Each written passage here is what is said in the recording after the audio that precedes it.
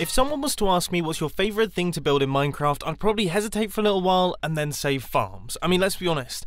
What is more satisfying in Minecraft than a well-engineered, beautiful farm? Unfortunately, of course, I don't know if there's going to be too many of those in today's video, because of course in this video we're going to be trying our best to build farms in 10 seconds, 1 minute, and 10 minutes. 10 seconds is going to be a real challenge. In fact, I've been really scratching my head as to what farm to even decide for that one. I kind of think that melons might be the way to go, because melons is a food source, so that would technically be a food farm. And generally they're quite simple, but oh, it could be tough. Right, let's stop panicking and let's do this. In 3, 2, 1, go. So we need to start off with something like this. This is where our melon plant is going to be growing, so that's all good.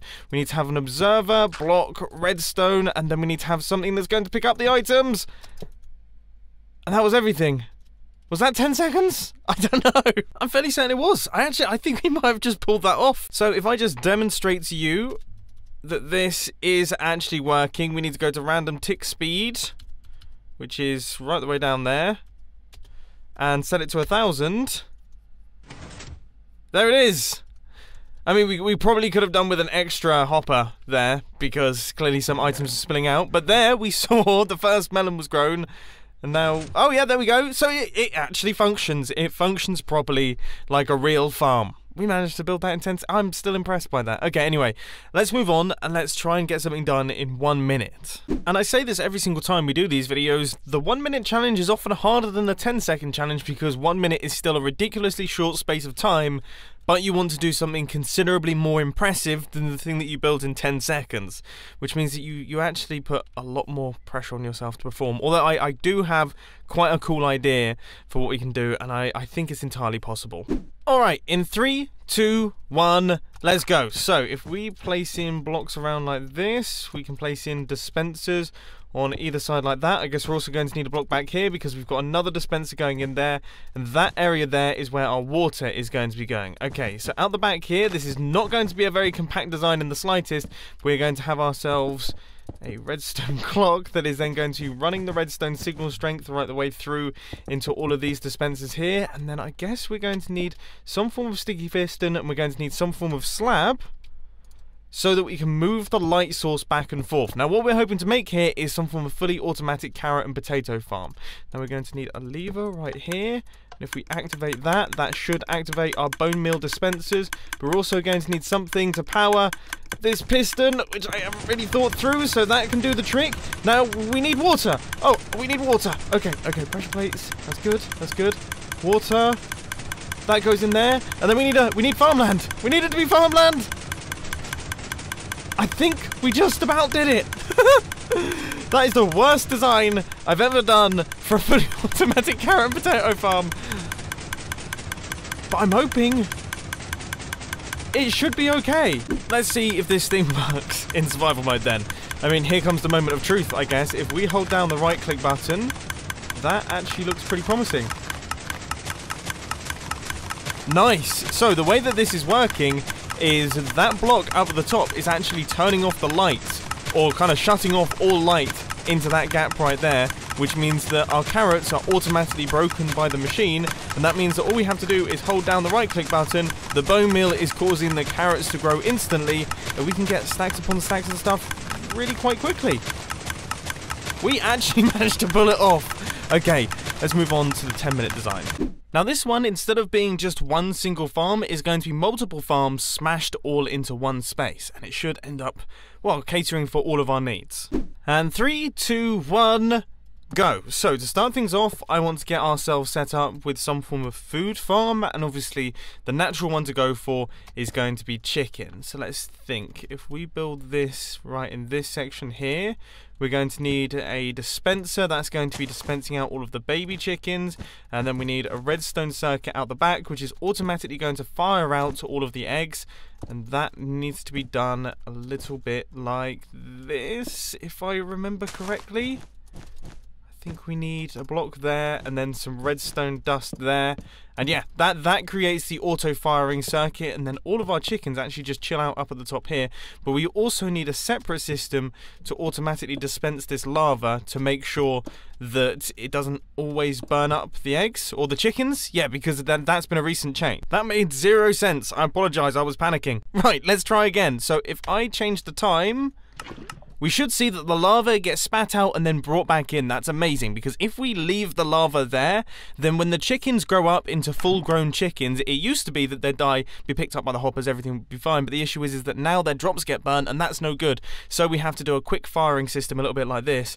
And this idea seems to be pretty smart. Anyway, that right there is our chicken farm all fully completed. It even has chickens on the inside of it now, so that's brilliant. Now what I'm going to do is I'm going to create a little plaza right here. This is where we're going to be standing. This is where we're going to be able to access all of the dropping points from the farms. And I think now I'm going to create the melon and pumpkin farms. And I've been thinking, because I accidentally built the entire chicken farm out of yellow wool, don't really know why I did that, I think I'm going to color code all of the farms. So the melon and pumpkin farms are going to be blue, and they're actually going to be relatively simple designs. In fact, fairly similar to the one that we built right at the very start of the episode. They're just going to be a little bit bigger. So each one of those observers is going to detect the growth from the plant, and then the piston is going to break the items. They're going to travel along these water streams into this hopper and end up in this chest. We need 2. I want this to be symmetrical for some bizarre reason. Okay, this pair are looking pretty... This is looking really, really good, and we still have plenty of time. So there's a few ideas that I want to put together. Did you see that? The melon farm is working. That was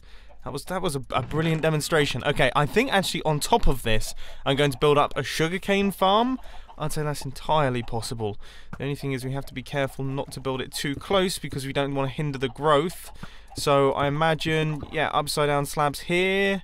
And then we'll place it on sand, because let's face it, that just looks better, but it's no faster. I am, however, realising that maybe I might have bitten off more than I can chew here, because this is quite big. I'd also completely forgotten how to make any form of sugarcane farm, but I think this is a good design. I mean, if I place in some sugarcane here... Okay, that's not great. I managed to get that worked out by just changing up some of the repeater timings. So now I'm building up the other side, because once again, for some reason, really want this to be symmetrical. It is looking very cool though, isn't it? So that is that. Right, we now have ourselves 2 sets of sugarcane farms: melon, pumpkin, chicken. Alright, I reckon the next thing that we should build is actually some form of XP farm. This is where things are going to get rather interesting. I mean, I'm not sure if we can pull this off. So this is the first part of our XP farm, and this uses a similar system to what Exumavoid's Instant XP shop uses, but we're gonna do a tiny bit of, I guess, cheating here to fuel it. So let's just see if I can get this to work. Right, so we have that, and then if we grab ourselves some form of block, okay, that there, and then some carpet. Let's make it the same color. This that is interesting. So we have created a carpet duplicator. We're going to use that to fuel our furnace. And the way that we're going to be picking up those items is by using a minecart hopper, a little bit like that. And then if we just do something like this, that will stop any of our carpets from flying out all over the place. And then I guess we should maybe put some blocks around this just to make sure that also our minecart doesn't fall out. I suppose we can't really. So what happens here? If we flick this lever... Oh yeah, that seems to work. There we go. So our furnace is being fueled up by this machine here. Oh, that is so cheaty. But we're not on the Hermitcraft server, so it doesn't matter. So now all I have to do is fill up this area here with cobblestone or something that can be smelted. That will run through there, and then this system means that it will lock up this furnace. When I take the items out of the furnace, I will get the compound XP from all of the smelting of that cobblestone, making me very rich in levels. And that, my friends, is that. 10 minutes are up. We have managed to get everything constructed, and I gotta say, pretty proud of myself for this one. pretty proud of myself for this one.